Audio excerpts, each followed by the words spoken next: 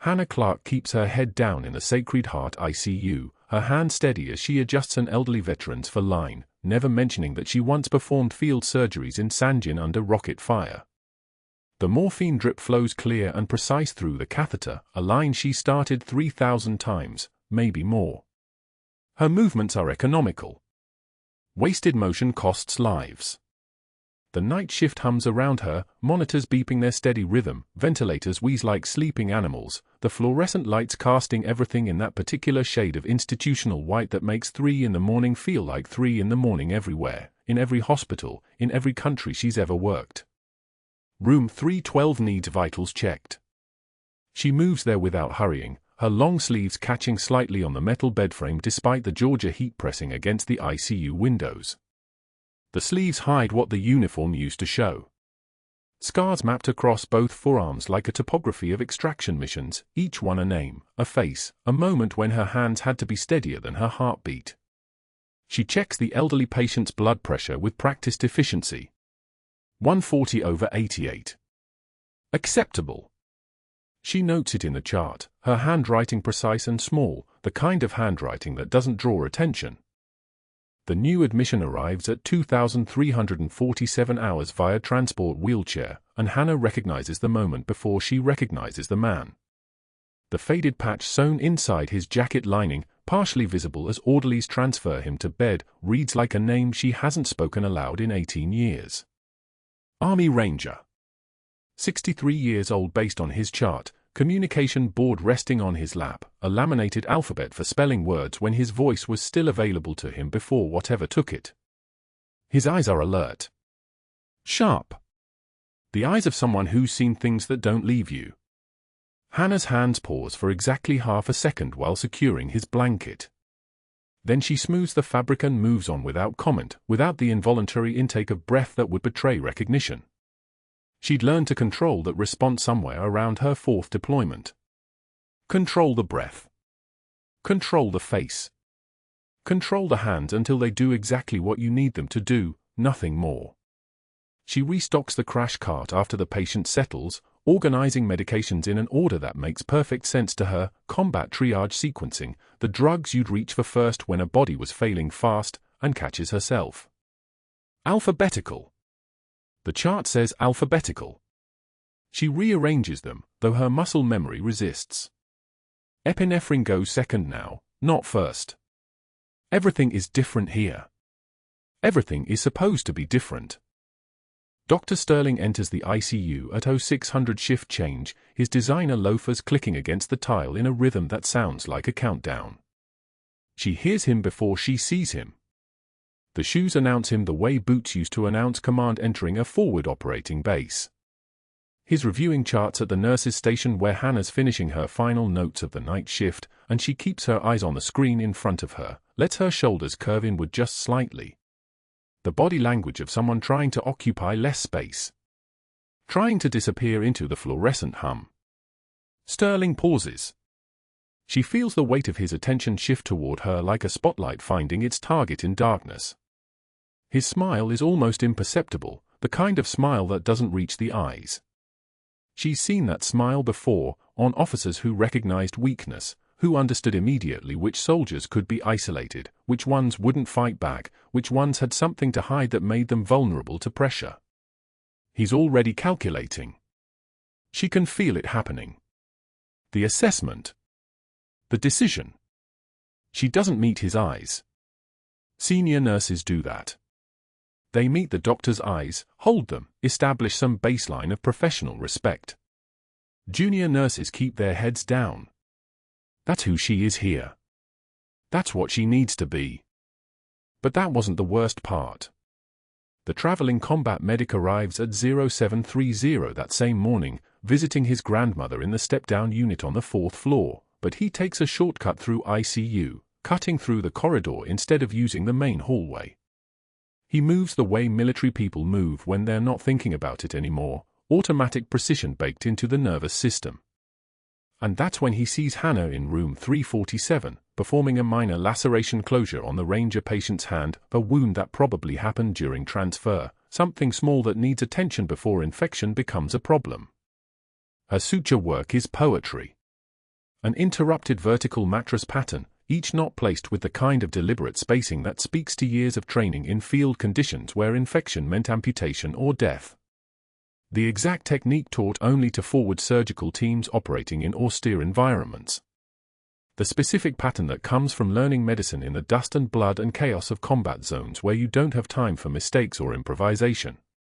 The medic freezes mid-step. His eyes widen with the particular recognition that only comes when you've been trained by the same instructors, operated under the same conditions, carried the same weight. His mouth opens slightly, about to say something, maybe a name, maybe a call sign, and Hannah looks up from her work with a steadiness that would have made Steele jealous. Just a shake of her head. Barely perceptible. Her eyes meet his for 1 second, 2 seconds, and something passes between them. A warning. A request. A memory of operational security drilled into your bones so deep it survives peace. The medic nods. He understands. He walks away without speaking. Some things don't need words. Sterling watches the entire exchange from the ICU observation window, though he doesn't understand what he's seeing. Just a nurse doing routine wound care. Just a random medic passing through. But he files it away. He files everything away. Everything can be used. Everything is leverage if you know how to apply pressure correctly. The break room fills up around 1,145 hours, the standard late morning coffee crowd.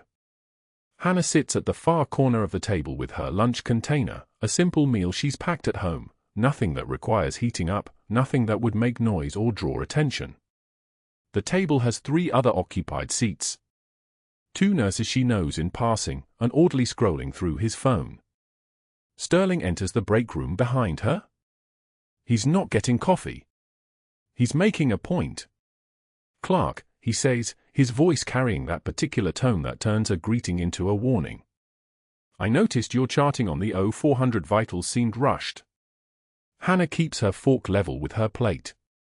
"I documented everything accurately, doctor. That's what I'm concerned about, actually." He pours coffee with deliberate slowness. Sometimes accuracy needs to be paired with appropriate formatting. Makes it easier for the rest of the team. She doesn't respond. The silence stretches. He settles into the break room, still standing, still holding her attention though she's not looking at him. She can feel the weight of the moment. This is what separates the hunters from the hunted. The predator always knows the prey recognizes the threat.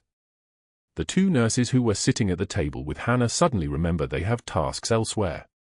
They gather their things with studied casualness and relocate to the far side of the break room, where the vending machines hum their mechanical song. The orderly follows them, drawn into the unconscious current of social repositioning that happens when a power dynamic shifts. Hannah sits alone at her corner of the table, her lunch cooling in front of her, and Sterling finally leaves, satisfied. She doesn't eat after that. She just sits there, maintaining the posture, maintaining the appearance of normal. Her hands don't tremble. Her jaw doesn't clench. The trembling isn't fear. The trembling would be restraint, and she'd learned decades ago how to contain it, compress it, keep it locked down where it couldn't betray her. Later, as she passes through the ICU before clocking out, she glances at room 347. The Ranger patient is sleeping, his communication board on the bedside table. His faded unit patch is visible again, the stitching catching the light. 18 years since she'd left. 18 years of trying to disappear into a life that fit her like borrowed clothes. She reaches for the door handle to leave. And then her phone buzzed. A text from a number she hadn't seen in almost 2 decades. Just 3 words, "We're watching, Reaper." The morning rounds began at 6:45, Dr. Sterling's voice preceding him down the ICU corridor like a blade announcing itself. Hannah was documenting a patient's overnight vitals in room 312 when his shadow crossed the doorway. The patient's adult daughter sat in the visitor's chair, exhausted from the overnight vigil, her hands wrapped around a paper cup of cold coffee. Dr. Sterling stopped at the foot of the bed, his tailored white coat pristine, not a thread out of place. He didn't look at the patient. He looked at Hannah's chart. Nurse Clarke. His tone carried the weight of a man accustomed to being obeyed. This documentation is substandard. Did they not teach proper notation at whatever school you attended? The daughter's head lifted. Her eyes moved between Sterling and Hannah like she was watching a tennis match where the stakes were somehow very high. Hannah took one measured breath. Her hands remained steady on the clipboard. She didn't flush. She didn't flinch. When she spoke, her voice came out flat and level, like still water reflecting sky. That's the military soap format, Doctor. Would you like me to translate it to civilian standard? The silence that followed lasted exactly 2 seconds. The daughter blinked. Sterling's jaw tightened, just slightly, just enough that Hannah saw the muscle work beneath his skin. He had expected her to apologize. To shrink. To accept the insult as fact. Instead, she had simply corrected him, respectfully, with her evidence intact. He turned and walked away without responding. But the real humiliation came 30 minutes later during morning rounds with the entire surgical team. Sterling stopped outside the unit's communication board, the one where staff announcements and notices were posted. He uncapped a red marker and wrote Hannah's name in block letters, Hannah Clarke. Beneath it, remedial training needed. His handwriting was controlled and precise, each letter a small violence. The surgical residents watched. 2 visiting physicians watched. The charge nurse watched. And the daughter from room 312 had stepped into the hallway, returning from the bathroom, and she watched too.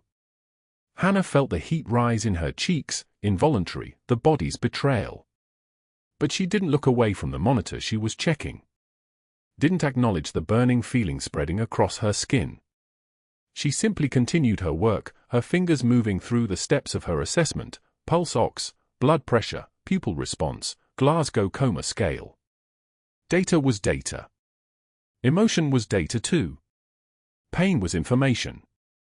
The traveling combat medic was watching from the end of the hallway. He'd arrived the night before to visit his grandmother in room 319, a woman recovering from a fall.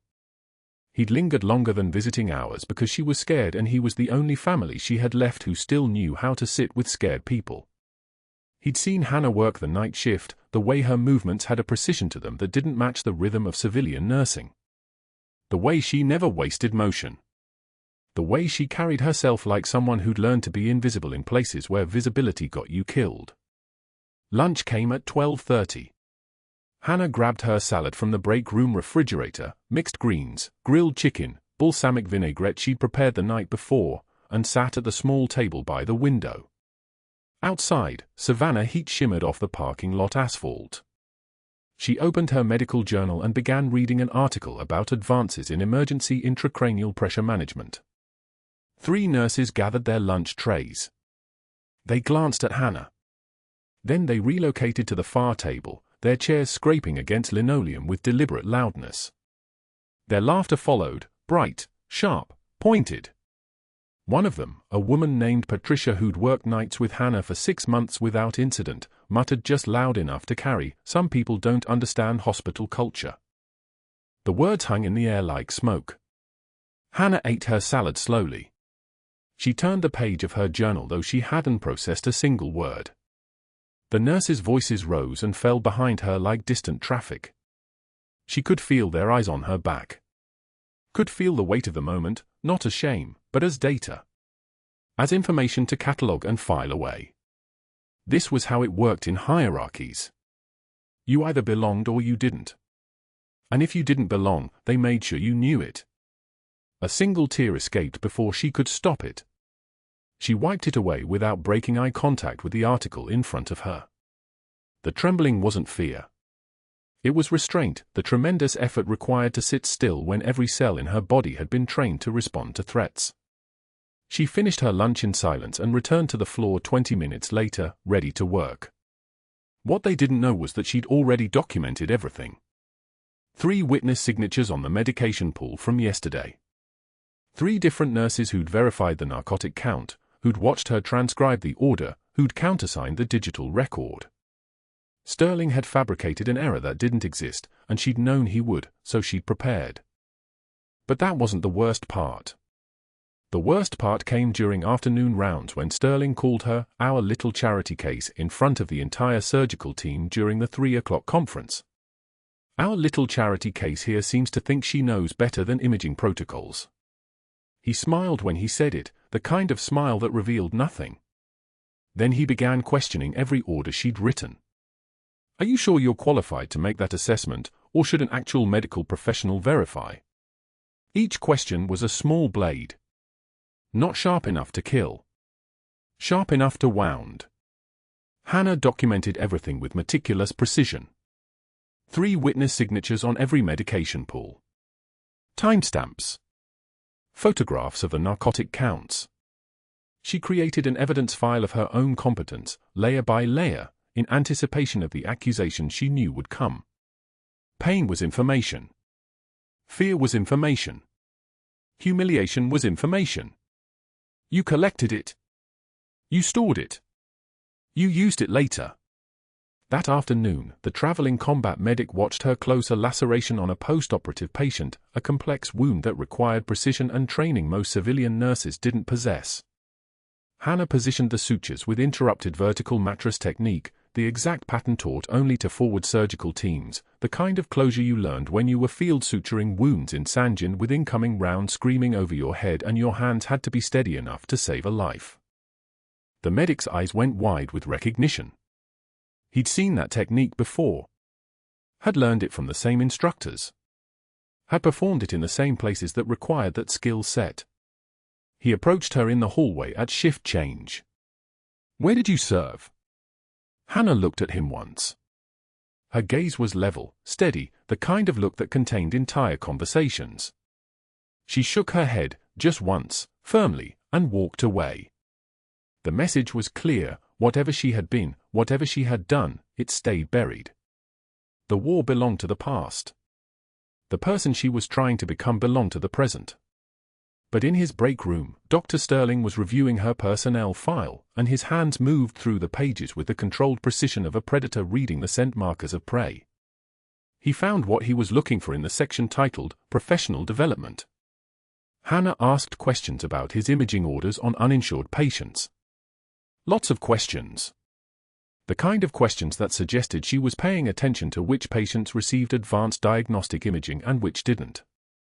The kind of questions that suggested she'd noticed the patterns. The MRIs on patients without insurance. The CT scans that went to phantom accounts. The diagnostic tests that never appeared in the hospital system but somehow appeared on billing statements with names of insurance companies that didn't cover those patients. Sterling picked up his phone. The next morning, Hannah received an envelope from Human Resources. Her stomach dropped when she saw it. She opened the sealed door meeting with the director, who read from Sterling's formal complaint with the flat voice of someone following a script: instances of insubordination, failure to follow chain of command, challenging multiple treatment decisions, creating a hostile environment, concerning behavior that suggests instability. Hannah asked to see the specific incidents. The director slid the paperwork across the desk. It was a work of art, really. Twisted conversations. Interactions she barely remembered. Statements from nurses she'd never spoken to. A narrative that suggested she was unstable, aggressive, dangerous. You're on probationary status effective immediately, the director said quietly, not meeting her eyes. One more issue and we proceed to termination. Hannah walked to her car in the parking garage, and for the first time in months, her hand shook. She gripped the steering wheel until her knuckles went white, forcing herself to breathe through the panic response that was trying to override her training. In through the nose. Hold for 4. Out through the mouth. The way you breathed when your heart rate spiked under fire. The way you stayed alive. That night, she drove to Bonaventure Cemetery where rain had begun to sheet down in thick, relentless waves. Thunder rolled across the graveyard like distant artillery. She knelt before a headstone of Michael Clarke, Green Beret, 1979 to 2021. She'd buried more than a husband here. She'd buried the person she used to be. I tried to disappear like you said, she whispered to the stone. To just be normal. But I'm failing us both. The rain hammered down harder. She drove home through streets that looked like they were bleeding water, and she found her mailbox stuffed with certified letters. HR scheduling a fitness for duty psychiatric evaluation. A notice that her nursing references were being contacted. A formal complaint filed with the state licensing board. Sterling had made his move. The game had changed. And Hannah Clarke, senior chief petty officer who had survived 13 countries and seen horrors that would break most people, was about to discover that sometimes the real enemy doesn't wear a uniform. Tuesday night arrived at 2,147 hours like every other night shift at Sacred Heart, fluorescent lights humming their relentless industrial drone, the ICU settling into the compressed silence that comes when the day staff leaves and the real work begins. Hannah Clarke stood in the medication room, her hands moving through the familiar choreography of pulling controlled substances, documenting each vial with the precision that had kept her alive in places where paperwork errors meant body bags. Room 347 held a mute Army Ranger named Marcus Webb, admitted 3 days ago with pneumonia that was clearing, his monitor displaying the steady rhythm of a man on the mend. The traveling combat medic who had recognized her at the window, Clayton, his name was Clayton, had finally left that afternoon, and Hannah had allowed herself exactly one breath of relief before returning to the work. The first scream came from room 347 at 2,147 exactly. Not a scream from the patient. Marcus couldn't produce sound above a grinding rasp from the throat damage that had silenced him in Kandahar, but from his daughter Tasha, who had been holding vigil in the corner chair, watching her father breathe like she might lose him if she looked away. Hannah heard the daughter's voice first, that particular pitch of someone watching the unthinkable happen in real time, and then the monitor registered the truth. The steady beat became a frantic staccato, then a wail as the rhythm degraded into something jagged and wrong. Blood pressure 62/31 and dropping. Oxygen saturation falling. The unmistakable electrical signature of a man whose heart was about to stop beating. Hannah's medication tray clattered to the counter. She was moving before her brain fully processed the data, muscle memory overriding thought, her body recognizing what her conscious mind was still cataloging. Cardiac tamponade. The clinical picture assembled itself like a trauma algorithm she'd run 100 times in a different life: muffled heart sounds, distended neck veins, pulsus paradoxus. Blood pooling in the pericardial sac, compressing the right atrium, choking the heart until it couldn't fill, couldn't pump, couldn't sustain the electrical impulses that meant survival. Room 347's door swung open to reveal Marcus Webb with his hand clawed against his chest, his mouth open in a soundless scream, his eyes locked on his daughter's face with the recognition of a man saying goodbye. "I need the crash cart," Hannah called out, moving past the night shift tech with the kind of authority that came from someplace deep, someplace trained. "And an ultrasound machine. Now." Dr. Sterling appeared in the doorway like a ghost materializing from the corridor's shadows, his pale face going whiter as he took in the scene. The man had spent the last week methodically constructing a narrative about Hannah Clarke's incompetence, filing his reports, making his calls, positioning himself as the guardian of protocol in the Sacred Heart ICU. But protocol meant nothing when a patient was coding, and Sterling's training reasserted itself for exactly 3 seconds before fear took over. He stood frozen, his hand gripping the doorframe as if it might anchor him to something solid. Hannah was already at the bedside, her fingers finding the landmarks: second intercostal space, mid-clavicular line, the anatomical highway she'd learned in a forward surgical team mobile operating base with rocket fire decorating the perimeter of Sangin Valley. She called the ultrasound tech in, her voice steady as concrete. "Massive pericardial effusion. Cardiac tamponade. He's got 3 minutes, maybe 4. Where's that machine?" Sterling recovered enough to find his voice. "You are not authorized to perform invasive procedures. Step back, that's an order." The words carried the weight of a man trying to reassert control over a situation spiraling into chaos, trying to be the doctor in the room, the authority figure, the man with the answers. He moved toward Hannah as if proximity to her might somehow reverse what was happening to the ranger in the bed. Tasha Webb's scream escalated into something primal.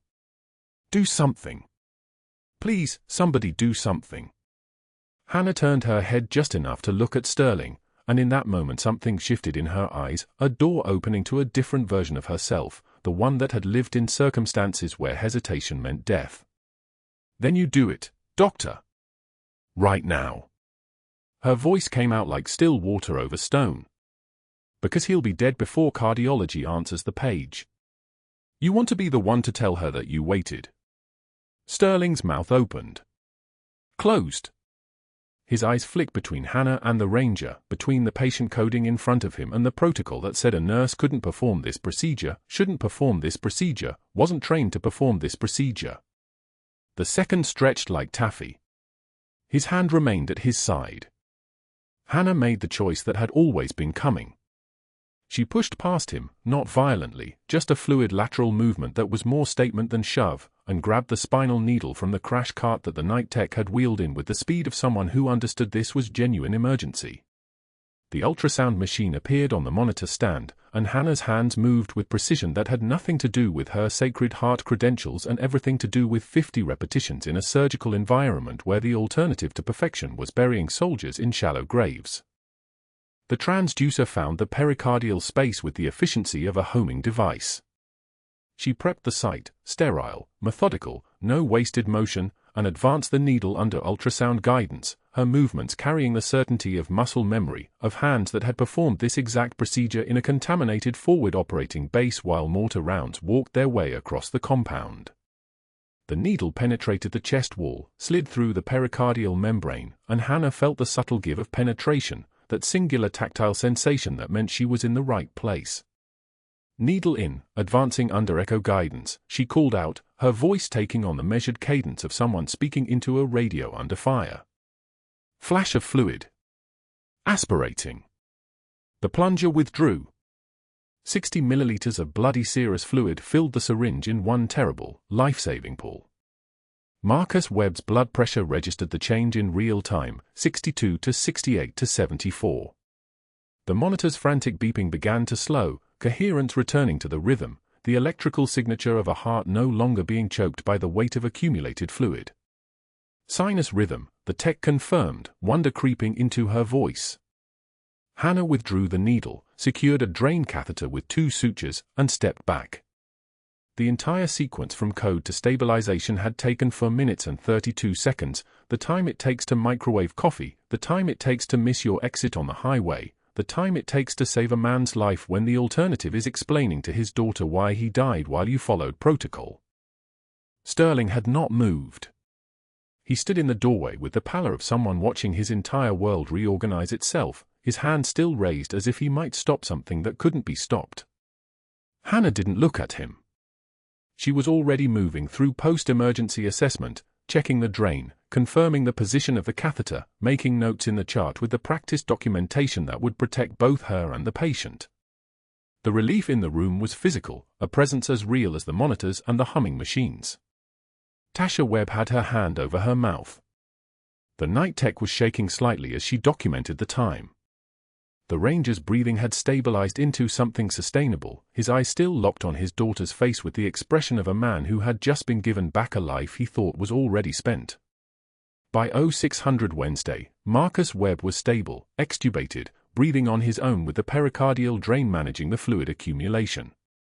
By 0602, Dr. Sterling was in the administrative offices on the 3rd floor, his hand shaking as he reached for his telephone, his institutional network already mobilizing in his mind like soldiers being called to positions. He had seen something happen last night that could not be allowed to stand, something that undermined the careful structure he had constructed, something that suggested the invisible night nurse was far more dangerous than he had calculated. He began making calls. 3 board members, the ones he played golf with at Forsyth Park, each conversation beginning with concern rather than anger, the words flowing like honey over poison. A competent antagonist adjusting his strategy, recognizing that direct confrontation had failed and that the solution lay in weaponizing the very systems designed to protect patients.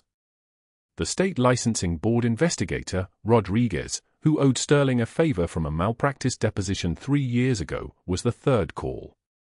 By the time the morning shift arrived, the paperwork was already in motion, and Hannah Clarke had no idea that her act of mercy had just been transformed into the ammunition that would destroy her. She stood at the medication cart at 0630, preparing for handoff, unaware that she had just 96 hours remaining before her world collapsed.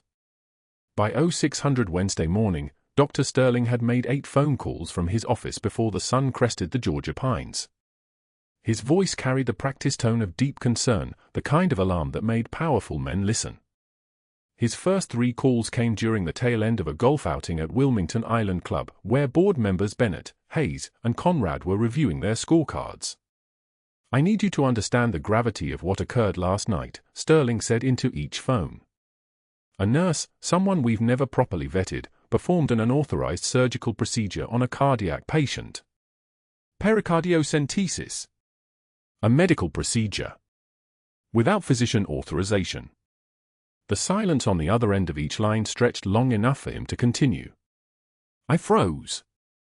I admit that. But her reaction suggests training that exceeds a standard nursing credential. That suggests either falsified credentials or some kind of undisclosed background we need to investigate immediately. For patient safety, the board needs to act decisively. By 0630, he was on the phone with Patricia Nguyen, the nursing director, whose coffee was still steaming on her desk. "I've had 2 separate nurses come to me with serious concerns," he said. "They say Hannah Clarke has been exhibiting signs of instability for weeks. Grandiosity about her medical knowledge. One nurse witnessed her correcting a resident's medication calculation without being asked, acting like she was supervising. Another says Clarke made a comment that her training had exceeded what most ICU nurses receive. These are red flags, Patricia. Combined with last night's procedure, this looks like someone having a breakdown, someone possibly falsifying credentials." Patricia's silence was exactly the hesitation he needed. "I can have documentation in your inbox by 0700, he continued. "I'm not trying to destroy this woman's career. I'm trying to protect our patients." By 0645, Sterling had placed his most important call to State Licensing Board investigator James Correll, a man who remembered very clearly the favor Sterling had done for him 5 years ago when a malpractice suit threatened his medical license. Sterling had testified that Correll's treatment protocol matched standard of care. The charges disappeared. Statute of limitations expired. Correll answered on the second ring, his voice already cautious. "James, I need your help," Sterling said. "We have a nurse at Sacred Heart who performed a cardiac surgical procedure last night without physician authorization. I'm not jumping to conclusions, but her knowledge base suggests either falsified credentials or undisclosed military medical training she's concealing. The credentials she submitted in her employment file don't match what I witnessed." The words hung in the air like bait. "Can you initiate a formal inquiry? I need it documented that we reported this immediately." Correll was in his car by 0715. He arrived at Sacred Heart by 0900 with a leather folder and an expression that suggested he took his obligation seriously. Patricia Nguyen walked Hannah into the director's office at 0857. The suspension letter was already typed. 3 administrators sat behind the desk. Patricia in the center. The Director of Surgical Services on her left. Hospital Counsel on her right. The wall seemed to shrink inward, pressing down with the weight of institutional authority. "You performed a medical procedure without physician authorization," the director said. Her voice carried the flat precision of someone reading charges. "Emergency pericardiocentesis. That's a surgical intervention. You're a registered nurse, not a physician.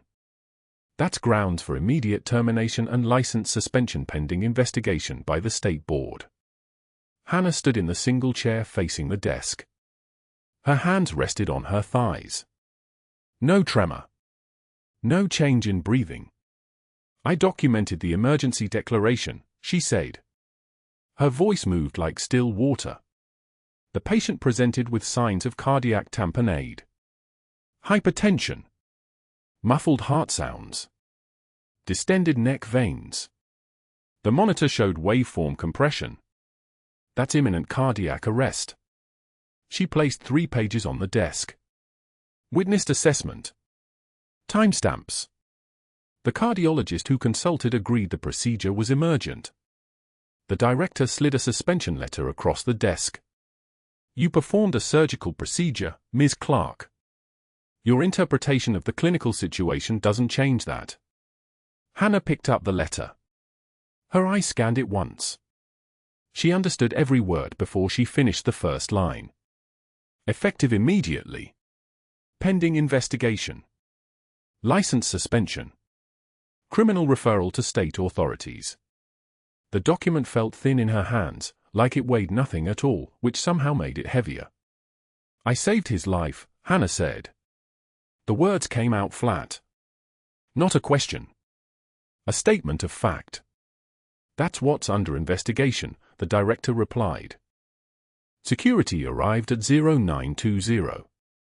2 guards in Navy uniforms with radios on their belts. One was Thompson, who had worked the night shift for 3 years and had never once spoken to Hannah with anything less than respect. His eyes wouldn't meet hers now. We need to escort you from the building, the director said. You'll surrender your hospital badge. You're not to return to any Sacred Heart facility pending the outcome of the investigation. The ICU was in morning shift change when Hannah walked out. 30 staff members clustered at nursing stations, medication dispensers, patient rooms. Every eye turned as security flanked her down the hallway. The fluorescent lights hummed their mechanical dirge. A nurse she had trained said nothing. Another looked away. Mrs. Kalski, a long-term patient in room 412, pressed her face against the window as Hannah passed. She raised her hand in a small wave. No one stopped her. No one spoke. The only sound was the soft brush of their shoes on tile and the click of the security door opening onto the parking lot where rain was beginning to fall. Hannah drove north in silence. No radio.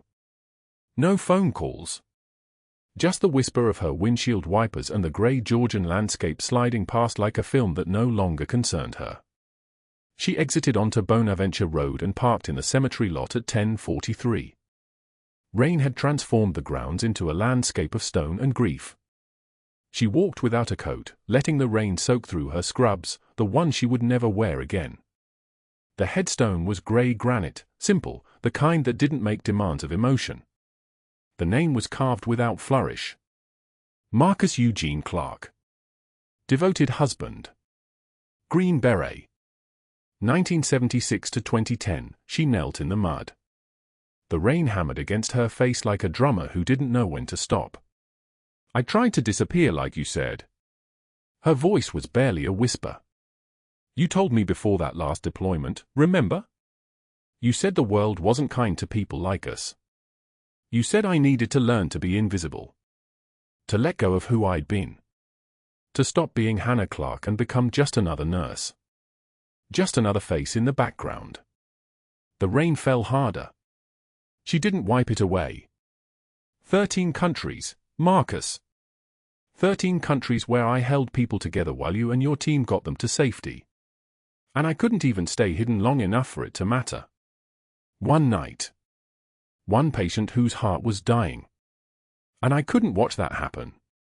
I couldn't be invisible when it mattered. She pressed her palm against the granite headstone. The stone was cold and rough, older than her guilt, more permanent than her choices. They're taking my license. They're calling it practicing medicine without a license.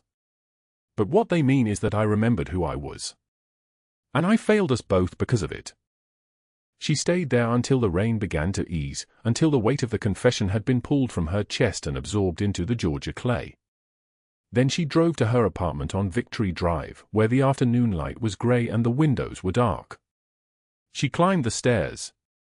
Her hands trembled as she unlocked the door, not from fear, but from the delayed crash of adrenaline finally being allowed to leave her system. The apartment was exactly as she'd left it that morning. Coffee cup in the sink. Shower caddy in the bathroom.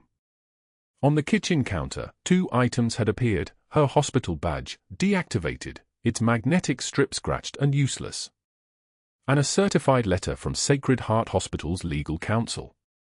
She opened it standing at the counter. The words arranged themselves in legal formation: termination of employment, immediate suspension of nursing license pending formal investigation, recommendation for criminal charges under Georgia State Code Section 43-26-37, unauthorized practice of medicine. The state licensing board was pursuing criminal action. She had a phone number to call, a case number, an investigator's name. Everything was official now. Everything was over. But that wasn't the worst part. The worst part was that somewhere inside her chest, beneath the wreckage of her carefully constructed invisibility, something had awakened. Something that couldn't be put back to sleep. Something that lived only in the light. The hospital board convenes in the main conference room at 0900 hours on a Thursday morning, and the air tastes like antiseptic and resignation. Staff crowd the doorways, nurses, techs, residents, all expecting to witness the final humiliation. The institutional machinery has spoken. A nurse who overstepped will be removed. The machinery does not bend. The machinery does not forgive. Hannah sits at the table, her hands folded, composed as still water. Her badge hangs from her neck, deactivated, a plastic reminder of the line she crossed. The hospital CEO sits across from her, avoiding her eyes. The board members shuffle papers. Nobody speaks. The silence is thick enough to operate in. Then the back doors open. Marcus Webb rolls his wheelchair into the conference room with deliberate precision, his daughter pushing from behind. The mute Army Ranger's presence shifts something in the air, a change in barometric pressure. Every eye turns. Security moves forward. The CEO holds up a hand. Marcus positions himself directly in front of the board table, his eyes fixed on Hannah with an intensity that makes nurses step backward. He opens his mouth. No sound emerges. His jaw works. His hands move. His daughter steps beside him, her own hands trembling as she translates the single word her father has mouthed with absolute clarity. Reaper. The word hangs in the fluorescent silence like a parachute deploying. The CEO's face goes pale. What did he? That's her call sign, the Ranger's daughter says, her voice steady but tight with emotion. That's what the JSOC task force called her. Reaper. Because of what she could do in the field. Because of what she did. She pulls a worn jacket from the wheelchair's side pocket, Marcus's jacket, the one he arrived in 3 weeks ago, and unfolds it with reverence. The room leans forward as she points to the interior lining where a single faded unit patch has been sewn with meticulous stitching. The stitches themselves look military precise. The patch reads, Senior Chief Petty Officer Hannah Clarke, JSOC Medical Task Force, with a combat medic insignia beneath. Nobody moves. The CEO's attorney makes a sound like a chair creaking backward. The conference room doors open again, and a man in navy dress white steps through the crowd, not walking around the staff, but through them, deliberate and unhurried. His uniform carries ribbons from his neck to his third shirt button. His presence makes the air pressure change. He moves to the center of the room with the terrifying fluid precision of someone who has moved through hostile territory more times than he can count. Senior Chief Petty Officer Hannah Clarke, he says, his voice carrying the weight of command across 13 years and 3 continents. This board needs to know what they're looking at. He doesn't pause for permission. Navy Cross. Extracted 3 wounded operators from Sangin under direct fire in 2012. Suppressed hostile positions with field-expedient explosive devices while maintaining casualty care. She was the only thing standing between those men and body bags. The surgeon who gasped in shock during the emergency pericardiocentesis closes his eyes. The commander continues, Purple Heart. Twice. 2013, Kandahar Province, IED fragmentation. 2014, Helmand Province, small arms fire. She returned to duty both times within 6 weeks. He steps closer to the board table. Classified deployments across 13 countries. Counterterrorism operations with JSOC Task Force 121. Surgical interventions in denied areas where no hospitals exist. Where the only thing between an operator and death is the hands of a medic who understands that sometimes you don't have a choice between protocol and survival, you choose survival. A female board member's hand has moved to her throat. What you're prosecuting, the commander says, his eye scanning the room like a targeting system, is an act of heroism. What you're removing from your hospital is the most qualified trauma surgeon in this building. I'd suggest you reconsider your institutional priorities. The fluorescent lights hum their mechanical song. Two figures appear in the doorway, federal agents, credentials already displayed. One moves toward Dr. Sterling with the calm precision of someone executing a warrant he's memorized. Dr. Marcus Sterling, you're under arrest for insurance fraud, conspiracy to defraud, and wire fraud involving approximately $2.3 million in phantom insurance billing over 6 years. Sterling stands slowly, his face draining white like someone has opened a drain valve at his feet. His mouth opens. Closes. Opens again. No sound. He tries to move backward and runs directly into a second agent. The cuffs click with a sound that echoes through the conference room like a coffin lid closing. Local news cameras, they'd arrived expecting a story about hospital excellence, about a successful medical institution, pivot their focus towards Sterling as agents escort him through the hallway, his designer loafers scuffing on tile with each step. His attorney, a corporate lawyer unprepared for federal charges, follows behind, already calculating what this will cost.